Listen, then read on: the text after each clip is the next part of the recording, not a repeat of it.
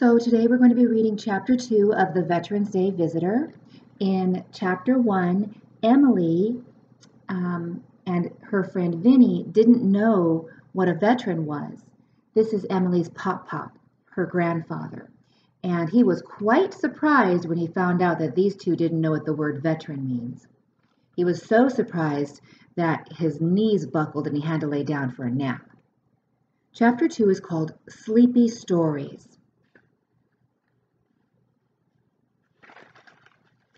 "What happened to him?" asked Vinny.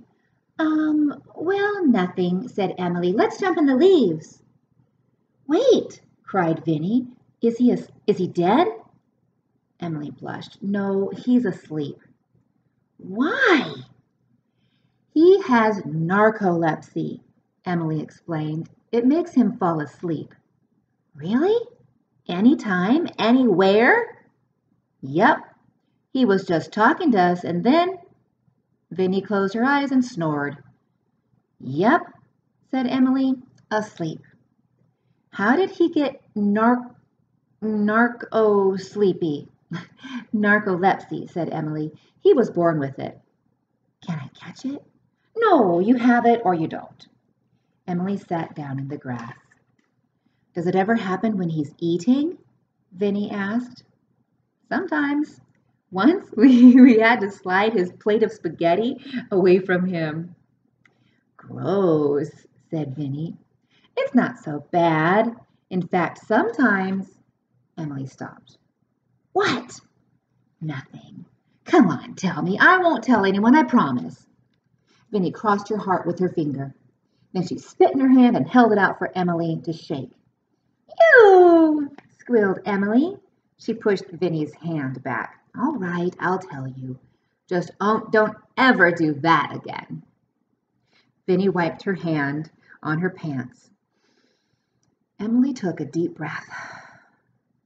"Sometimes he tells stories when he's asleep." "Wow," said Vinny. "Would he do it now?" "Let's go see," said Emily. The girls ran to the hammock. "Pop, Pop," Emily whispered. "Huh?" said Pop. He was still asleep. "Pop, tell us about your dog, King," asked Emily. "Oh, the dog," Pop said, "on the magazine." The girl's eyes were wide. Emily nodded.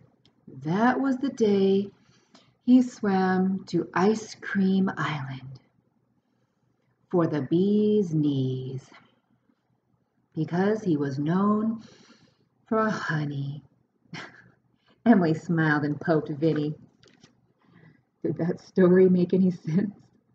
It didn't make any sense to me. "You know," Pop said,